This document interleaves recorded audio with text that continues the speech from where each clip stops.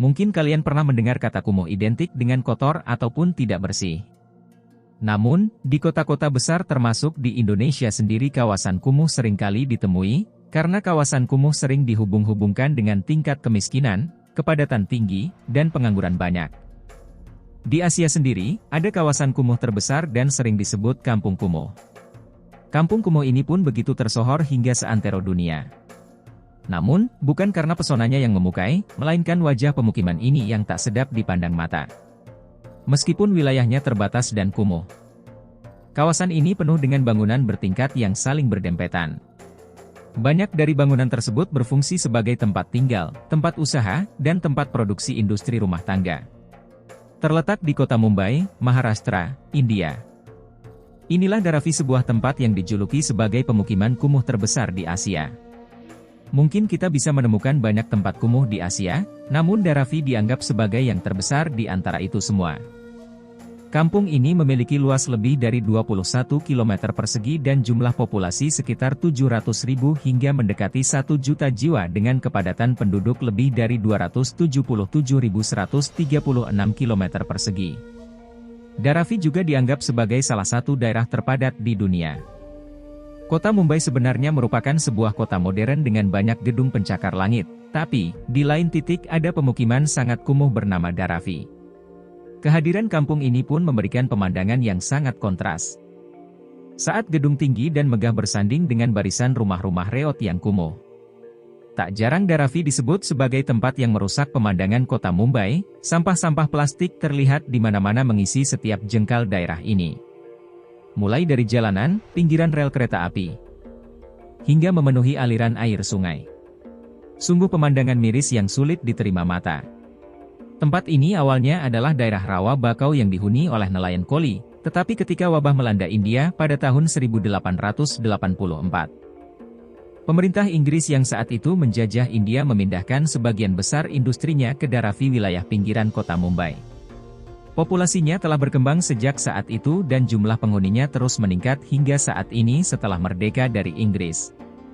Di sana terdapat 4 komunitas utama, Hindu, 60%, Muslim, 33%, dan Kristen, 6%, masing-masing tinggal di distriknya sendiri, dengan kuil, masjid, dan gereja. Dharavi mulai dimanfaatkan sebagai tempat pembuangan sampah saat kota Mumbai tumbuh menjadi kota modern yang dituju banyak orang. Faktor kelangkaan tanah dan meroketnya harga perumahan di Mumbai juga menjadi faktor banyak orang lebih memilih tinggal di tempat ini. Daerah kumuh ini memiliki masalah kesehatan masyarakat yang parah, dengan sejarah panjang epidemi dan bencana lainnya. Sementara harapan hidup India adalah 67 tahun, rata-rata masa hidup di Dharavi kurang dari 60 tahun. Hampir semua perumahan dibangun secara ilegal, dan sangat padat dan kecil. Hingga 5 orang tidur di setiap kamar kecil. Penduduk Dharavi seperti kebanyakan penghuni daerah kumuh di seluruh dunia, tinggal di unit perumahan ilegal dengan sedikit utilitas dan dikucilkan secara sosial.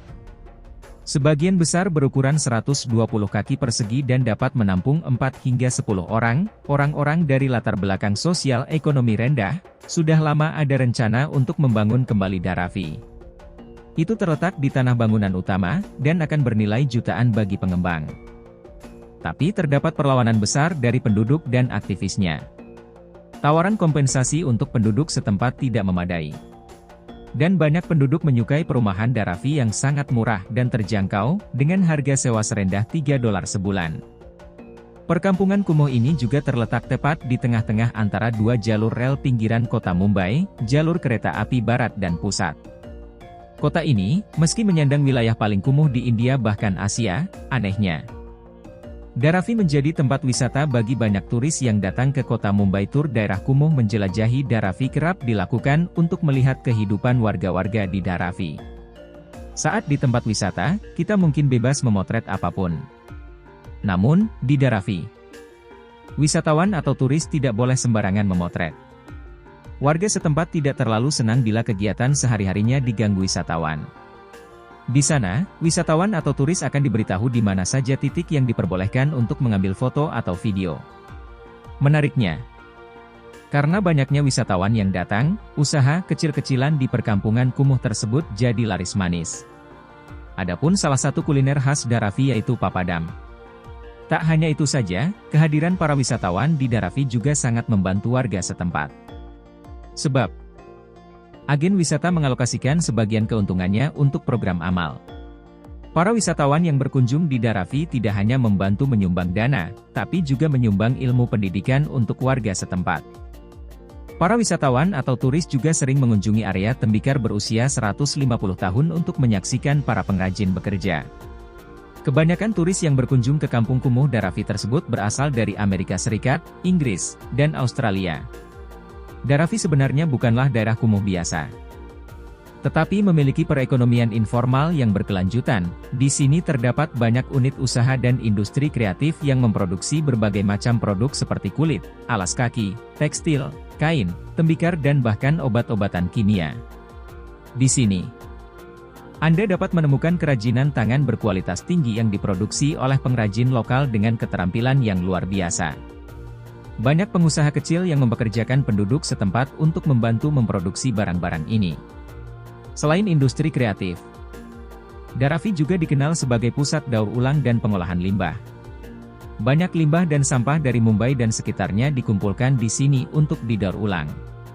Proses pengolahan limbah ini melibatkan berbagai industri rumah tangga, seperti daur ulang plastik, kertas, logam, dan limbah elektronik.